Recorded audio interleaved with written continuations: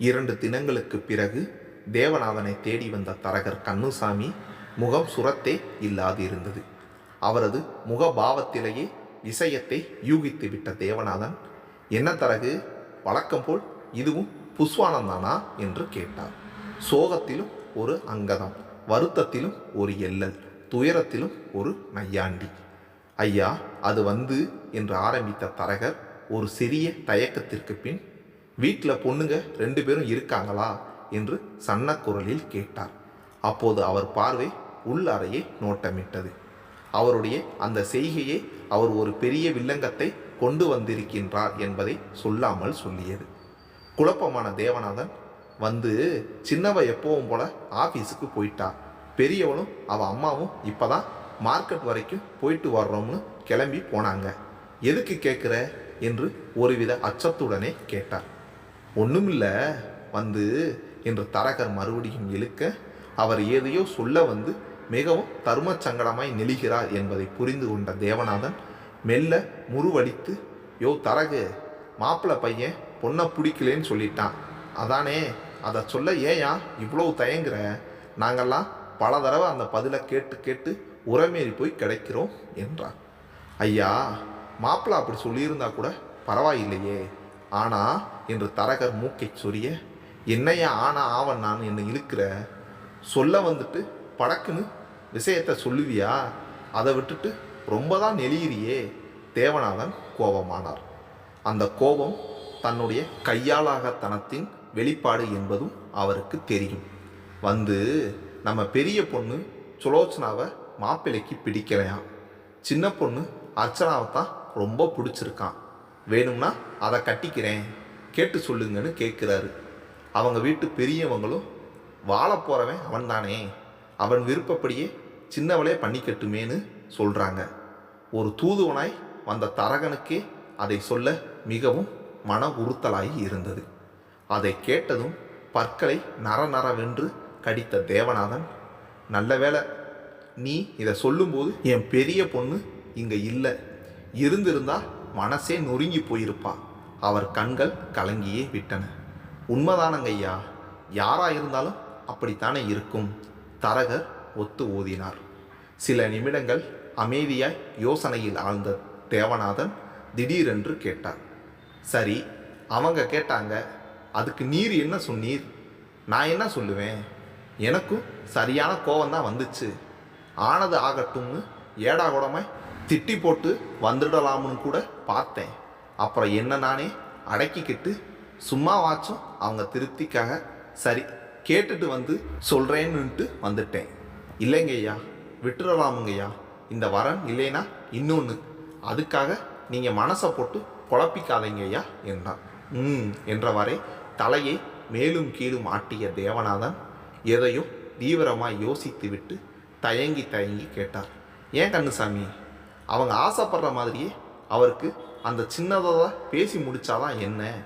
எப்படியும் இன்னும் கொஞ்ச நாளைக்கு பிறகு அவளுக்கும் ஒரு மாப்பிள்ளை பார்க்கத்தானே போகிறோம், பேசி முடிக்கத்தானே போகிறோம், அதை கொஞ்சம் முன்னாடியே பண்ணிட்டதா இருக்கட்டுமே என்றான். தேவநாதன் வாயிலிருந்து அப்படி ஒரு வார்த்தை வர வேண்டும் என்பதற்காகவே காத்திருந்தவர் போல் தரகர் முகம் பிரகாசமானது. சரியாக சொன்னீங்க ஐயா, இந்த காலத்தில் அலையா அலைஞ்சாலும் வரன் அமையிறது குதிரை கொம்பாக இருக்கிற நிலைமையில இப்படி ஒரு வரன் வழியை தேடி வரும்போது சட்டுன்னு முடிச்சிட்றதா புத்திசாலித்தனம். தரகர் தன் தொழில் புத்தியை காட்ட ஆரம்பித்தார். நீ சொல்கிறது வாஸ்தவம்தாயா, ஆனால் இதை எப்படி பொண்ணுங்க கிட்ட சொல்கிறது? சொன்னால் பெரியவ மனசு உடஞ்சு போயிடுவா, சோகமாயிடுவா, சின்னவ பொங்கி எழுந்து கோபமாயிடுவா. அதுதான் எப்படி? தேவநாதன் மனம் லேசாய் நிறம் மாற ஆரம்பித்தது. ஒரு பெண்ணுக்கு தந்தை என்ற நிலையில் அவரால் வேறு எப்படி சிந்திக்க முடியும்? நீங்கள் ஏன் சாமி நேரடியாக சொல்கிறீங்க? வீட்டில் சம்சாரத்தை கிட்ட சொல்லி நாசுக்கா பக்குவமாக நிதானமாக புரிகிற மாதிரி எடுத்து சொல்லுங்க. அதிலெல்லாம் நம்மளை விட பொம்பளைங்க தான் சாமர்த்தியசாலிக என்று சொல்லிவிட்டு வெற்றிலை காவி பற்களை அசிங்கமாய் காட்டி சிரித்தார் தரகர். சரி, அப்படி ஒரு முயற்சியும் செஞ்சு பார்ப்போம். ஏன்னா பார்வதி எதையும் என்னை விட தெளிவாக செய்யக்கூடியவர் என்றார் தேவநாதன். அப்போ நான் கிளம்புறேங்க ஐயா, போயிட்டு அடுத்த வாரம் செவ்வாய்க்கிழமை வர்றேன். நல்ல பதிலாக சொல்லுங்க. காலம் ஓடுற ஓட்டத்தில் நாமளும் கொஞ்சம் புத்திசாலித்தனமாக இருந்தால் தான் பொழைக்க முடியும். போகிற போக்கில் ஒரு வசனத்தை வீசிவிட்டு சென்றார் தரகர். ஏனோ இந்த முறை தரகர் தலையை சுரிந்து காசு எதுவும் கேட்காமலேயே சென்றது தேவநாதனுக்கு ஆச்சரியமாய் இருந்தது. மறுநாள் சுலோச்சனாவும் அர்ச்சனாவும் பிரதோஷ வழிபாட்டிற்காக கோவிலுக்கு சென்றிருந்த நேரத்தில் தன் மனைவி பார்வதியிடம் தரகர் சொல்லிவிட்டு சென்ற விஷயத்தை நிதானமாய் சொன்னார் தேவநாதன். அவளும் எடுத்த எடுப்பில் இதென்ன விசித்திரமா இருக்கு, பெரியவளை பார்க்க வந்துட்டு சின்னவதான் வேணும்னு கேட்கறது வெக்கமா இல்லையா அந்த மனுஷனுக்கு என்று தடாலடியாய் கோபத்தை கொட்டிவிட்டு பிறகு ஆறாமற யோசித்து விட்டு, சரி நம்மளால் என்ன பண்ண முடியும், மாப்பிள்ளையே வாய் விட்டு கேட்டுட்டாரு, ஒன்று அதெல்லாம் முடியாது, அதுக்கு வேற ஆளை பாருங்கன்னு மூஞ்சில அடித்த மாதிரி சொல்லிடலாம், இல்லைனா நிதானமாக யோசித்து அவரை கேட்டபடியே செய்ய முடியுமான்னு பார்க்கலாம் என்றான். எனக்கும் அப்படிதான் பார்வதி தோணுது. வழிய வர்ற வரனை வாய் சவுடாலுக்கு உதரை தள்ளினா அப்புறம் வாசல் தேடி வரன்களே வராதுன்னு பெரியவங்க சொல்லுவாங்க. இது வழிய வர்ற வரன், மாப்பிள்ளை பேங்க் ஆஃபீஸர் வேற, நம்ம அர்ச்சனாவும் நல்ல கம்பெனியில் கௌரவமான உத்தியோகத்தில் இருக்கா, ரெண்டும் சேர்ந்தா கனஜோரா இருக்கும் என்றார். பார்வதி அதை ஆமோதிப்பது போல் தலையாட்ட, ஆக இதில் உனக்கும் சம்மதம், அதே மாதிரி எனக்கும் சம்மதம், ஆனால் நம்ம பொண்ணுங்க ரெண்டும் சம்மதிக்கணுமே தேவநாதன் கவலையுடன் சொன்னார். பேசுவோம், பேசுகிற விதத்தில் பேசி பார்ப்போம், நாம் ஒன்றும் அதுகளுக்கு கெடுதலான எதையும் செய்யலையே என்றார் பார்வதி. இல்லை பார்வதி, இதை பற்றி பொண்ணுகிட்ட நான் பேசுகிறத விட நீ பேசுகிறது தான் சரியாக இருக்கும், தரகர் கூட அதைத்தான் சொல்லிட்டு போனார். யோசித்த பார்வதி, அது ஒன்றும் பிரச்சனை இல்லை, நானே பேசிடுவேன், பெரியவ கொஞ்சம் பக்குவக்காரி, எடுத்து சொன்னால் புரிஞ்சுக்குவா, ஆனால் சின்னவ தான் கொஞ்சம் காய்ச்சி மூச்சுன்னு கத்துவா, பரவாயில்லை சமாளிக்கலாம் பார்வதி நம்பிக்கையுடன் சொன்னதில் தேவநாதனுக்கு லேசாய் நம்பிக்கை துளிர்த்தது. அதே நேரம் அடிமனதுக்குள் வேறு ஒரு பயம் ஏற்பட்டது.